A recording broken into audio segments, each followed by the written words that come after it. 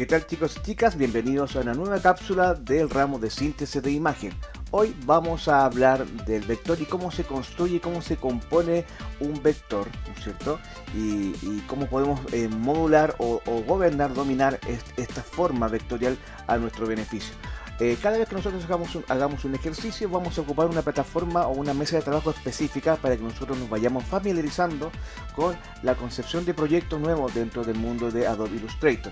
Entonces, ¿qué vamos a hacer hoy día? Hoy día vamos a hacer una mesa en el cual está pensada para ilustrar o hacer algún elemento para animación.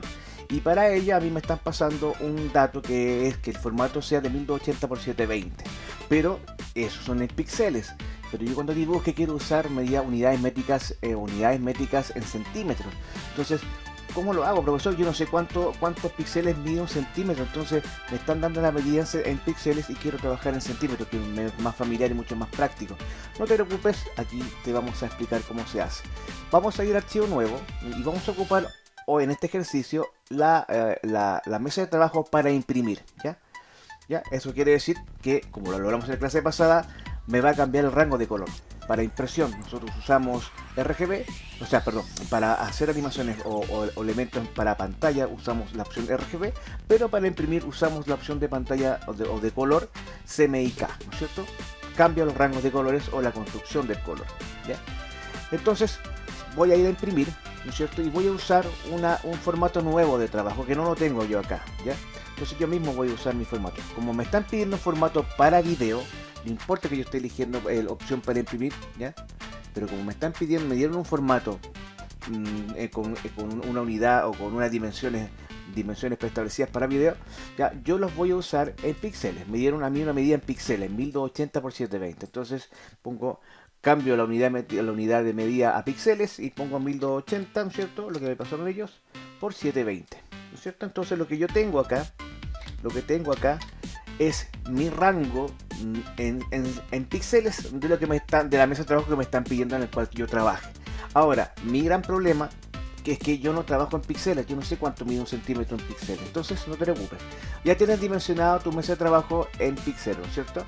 Tú vas a elegir ahora la orientación de tu mesa. Yo quiero que sea paisada, no portrait, ¿no es cierto? Que sea landscape, ¿no es cierto? Horizontal o vertical, hablan en español. Yo quiero que la mesa sea horizontal. Y quiero solamente una mesa de trabajo porque voy a hacer solamente una ilustración, ¿cierto?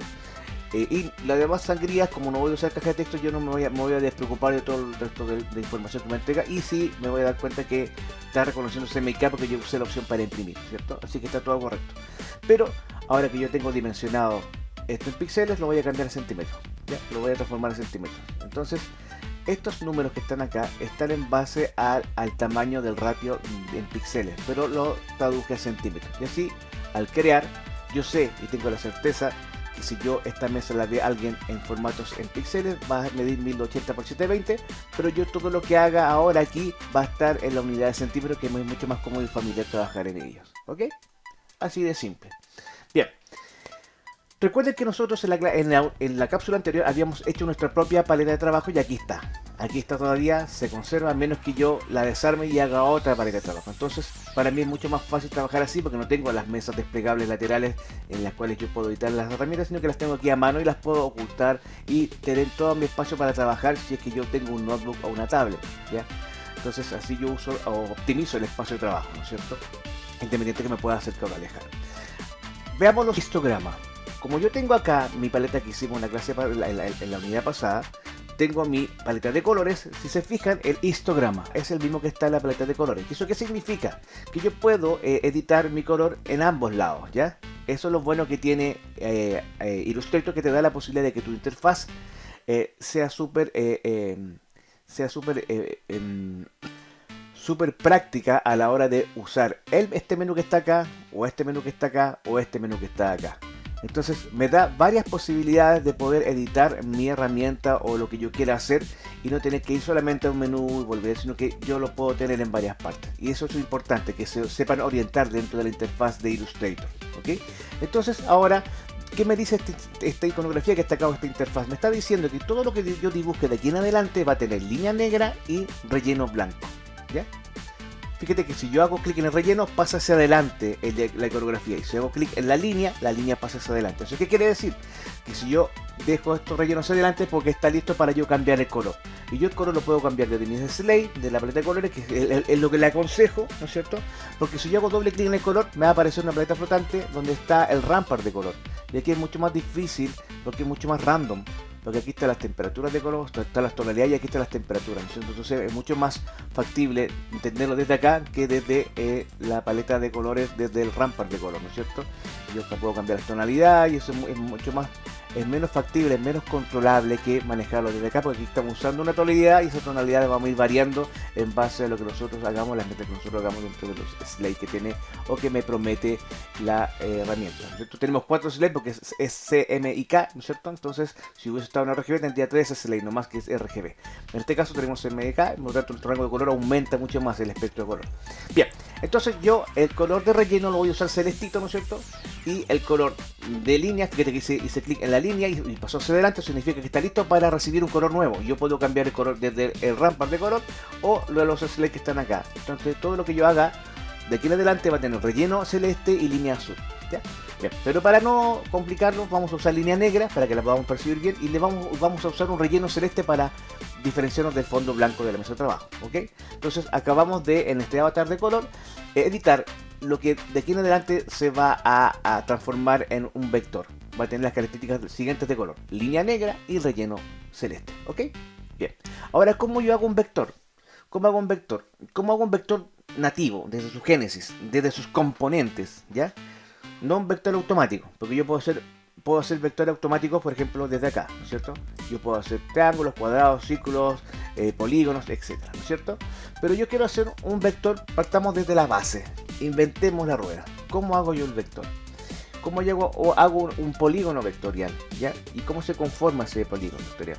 Yo, tal como lo hablamos en la unidad anterior, un vector se conforma de puntos, ¿no es cierto? Líneas, puntos, líneas, y esa unión de esos puntos y líneas me genera un plano, ¿ya? Y ese plano si tiene lados, va a tener polígono, ¿no es cierto?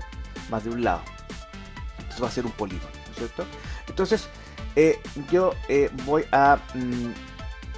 a hacer el siguiente ejercicio. Voy a tomar la pluma, esta herramienta pluma que está acá, y cuando tomo la pluma, fíjate bien, si hago clic en la mesa de trabajo, se me va a formar un punto, ¿ya? Este punto geométricamente se llama vector. La unión de dos vectores conforma una línea recta.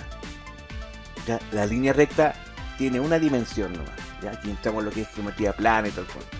También se podría definir la línea recta como la unión de muchos puntos que van a una sola dirección.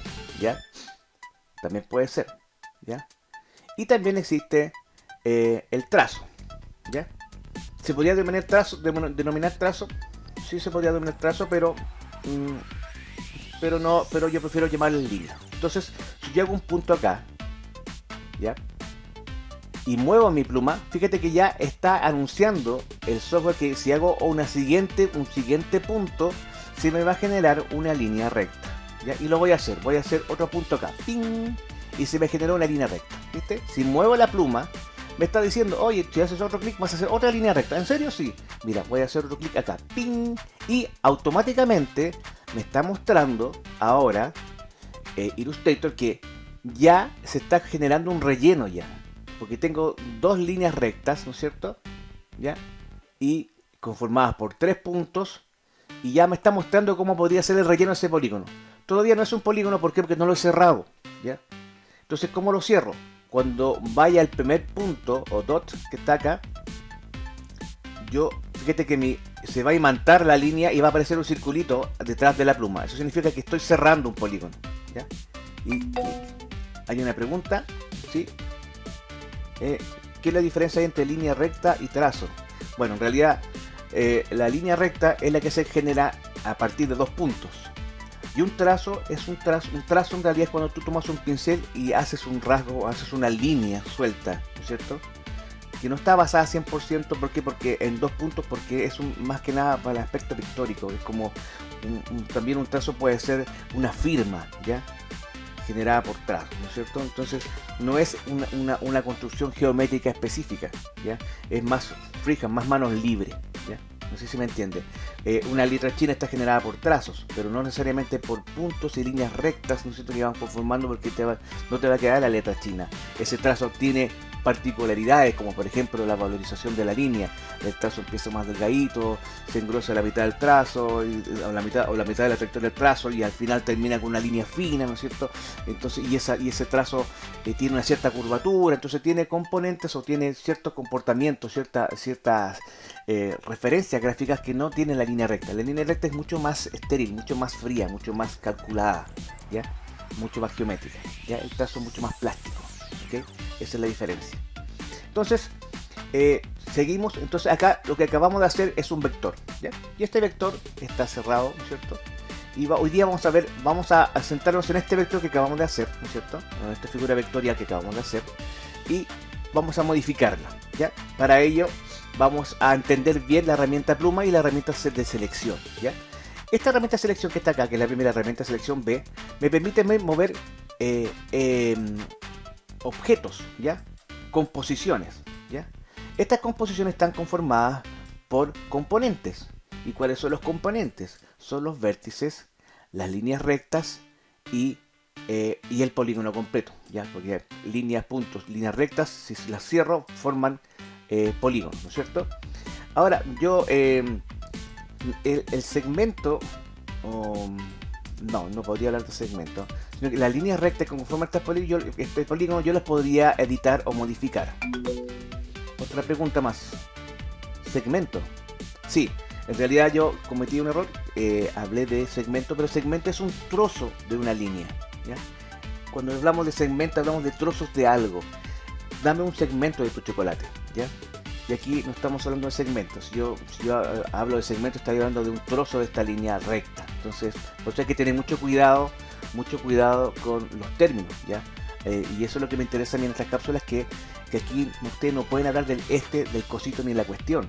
Tienen que hablar del vértice, del dot, del polígono, del segmento cuando corresponda, ¿no es cierto?, del radio, del trazo, de la poligonía, del plano vectorial, ¿no es cierto? Usar los términos que corresponden, porque eso te profesionaliza mucho más tu vocabulario y también tu puesta o tu imagen frente a un área de trabajo, frente a profesionales del área, ¿cierto? Tienes que mejorar y usar los términos que corresponden dentro de lo que a ti te compete o en el rubro que a ti te tienes que mover, ¿ya? Entonces, otra pregunta más. ¿Qué es DOT? Ya. Lo que pasa es que yo muchas veces uso términos en inglés porque a veces ustedes tienen que manejar programas que no están traducidos al español. DOT simplemente es punto. Entonces la unión de dos dots, ¿no es cierto?, es una línea recta, ¿no es cierto? Entonces DOT o punto es lo mismo, ¿ok? Eso es esto, D-O-T, DOT, ¿ya? No dot, como lo pusiste esto, que no se entiende, como yo hablo muy rápido, entonces algunos escuchan dodge o dot o dot, entonces escriben D-O-T-H, no, es dot, D-O-T, punto, ¿ya? Entonces, volvamos entonces, gracias por sus preguntas, entretenidas sus preguntas. Vamos entonces a modificar esto. Entonces yo tengo, con este cursor yo puedo mover el todo, pero con el cursor blanco que está acá, que es la herramienta de selección directa, yo puedo mover sus componentes, ¿ya? ¿Y con qué se compone este vector? Se compone de puntos, líneas rectas, ¿no es cierto? Y la unión de ambos, de todos estos componentes, me genera un plano o un polígono, ¿ya? Entonces, si yo con el cursor blanco barro la punta de este triángulo, yo voy a poder hacer clic en ese punto y sin soltar el botón del mouse puedo arrastrar y modificar ese punto. Entonces ya le puedo dar una nueva forma a mi vector. Y lo mismo pasa acá, ¿no es cierto? Y lo mismo pasa acá, ¿ya?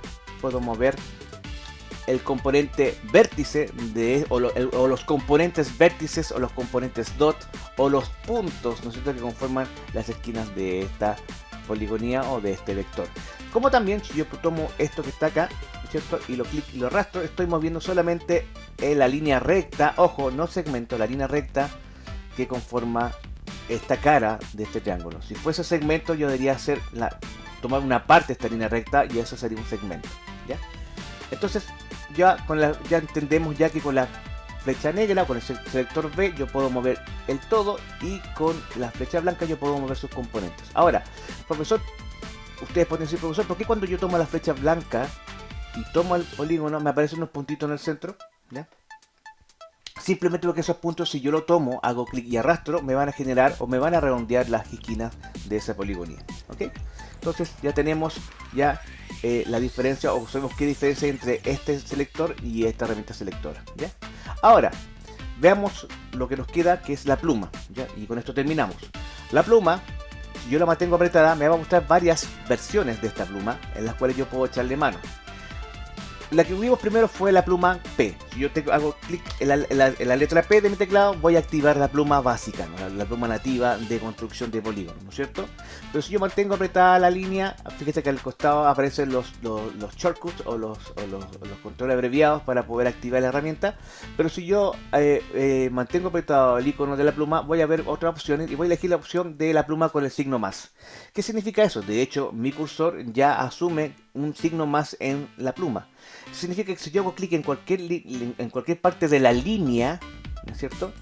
Fíjate bien, se van a generar dots o puntos nuevos, ¿no es cierto? ¿Y qué significa eso? Voy a volver a la selección, ¿no es cierto? Si yo me voy a la herramienta selección, yo no veo los componentes de esta composición. Pero si me voy al selector blanco, sí voy a ver y me va a mostrar los componentes de selección. Yo tengo, este triángulo ya no se basa con 3 dots o 3 puntos o 3 vértices, sino que hay más, porque la hice con el signo más. Entonces si yo tomo este vértice que está acá y lo muevo, ¡uy!, mi triángulo desaparece porque yo le agregué nuevos vértices, nuevos dots, ¿no es cierto?, a mi plano, y ya estoy cambiando esto ya. ¿Se fijan? Entonces ya mi triángulo ya se está transformando en una poligonía diferente, ¿no es cierto? Y totalmente totalmente modulable, ¿no es cierto? Yo lo puedo acomodar como yo quiera. Si quiero volver a recuperar si quiero volver a recuperar mi triángulo, yo puedo borrar esto. Puedo borrar los 3 vértices que hice, o los 3 dots o puntos que hice, y los puedo borrar, pero no los puedo borrar así, seleccionándolos y apretar delete, porque voy a borrar todo el segmento. Ojo, estoy ocupando la palabra segmento, el término segmento ahora. ¿Por qué? Porque ya no es una línea recta, sino que al momento de hacerle un punto intermedio, dividí esa línea recta en 2 segmentos. ¿Ya? Entonces ahí está más clara con un ejercicio, un ejemplo, ya lo que es diferencia entre línea recta y segmento. Pero si yo quisiera borrar estos 3 puntos que hice para recuperar mi triángulo, simplemente me voy a la herramienta pluma y elijo pluma signo menos, ¿ya? Yo con esto, ¿qué logro? Logro borrar dots o puntos o vértices sin perder la poligonía. Si yo elijo el punto y aprieto delete para borrar el dot o el vértice, voy a cortar, porque voy a borrar los componentes de estos segmentos, ¿no es cierto? Pero si yo quiero borrar solamente los dots sin alterar la poligonía, me voy a la pluma con el signo menos y voy a hacer clic en cada, ¿viste? Acabo de borrar ese dot o ese punto. Aquí quiero borrar este que está acá, me pongo encima, hago clic sobre ese nodo o ese dot, y acá lo mismo, ¿viste? Entonces no perdí la poligonía, pero sí eliminé los puntos que están ahí, que estaban ahí entre medio, ¿no es cierto? Y ahora, este cuadro delimitador es el cuadro que en realidad la figura original es así. Este es el cuadro delimitador, te indica cuál es la orientación del objeto, ¿ya? Pero si a mí me gusta dejar el objeto así, por ejemplo, si yo quiero optar que la forma sea del triángulo esta, mi cuadro delimitador se va a ver deformado. Entonces me voy a objeto y donde dice transformar, le digo que restaurar cuadro delimitador. Y el cuadro delimitador se adapta y queda ajustado a la poligonía, ¿ya?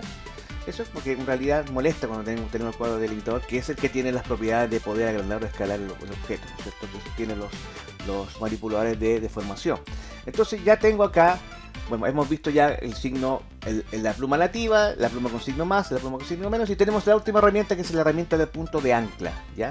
Que es muy raro el nombre de la herramienta, que no sabríamos, por el nombre no sabríamos explicar de qué sirve, ¿cierto? Pero es muy simple. Fíjate bien, esta se complementa, esta herramienta se complementa generalmente al momento de usarla. ¿Por qué? Porque, por ejemplo, fíjate bien, si yo quiero hacer de que este triángulo tenga esta parte curva, ¿no es cierto? Tenga esta cara curva, yo lo que voy a hacer es lo siguiente: me voy a la pluma con el signo más y hago un punto acá, pin, ahí está el punto, ¿no es cierto? Y con la herramienta blanca, o el selector blanco, voy a tomar esta punta y la voy a mover ahí. ¡Tarán! Ahí está mi curva. nosotros sabíamos que ya no es una curva, ¿no es cierto? Son dos segmentos, porque son trozos de una antigua línea recta. Entonces yo la dividí en dos segmentos. Pero esto nunca va a ser una curva. Entonces, ¿cómo yo lo puedo transformar en curva? Simplemente voy a irme a la herramienta punto de ancla, ¿no es cierto? La tomo y ahora, fíjate bien, me voy a poner en este nodo que está acá y estiro sin soltar el botón y se me van a generar los tensores Bézier, que son unos elásticos, ¿no es cierto?, que van a permitir que este tensor se mueva, ¿ya? Y si yo aprieto, a ver, si yo dejo que este tensor que está acá lo dejo en el centro, mi línea va a ser recta y la otra va a ser curva, ¿no es cierto?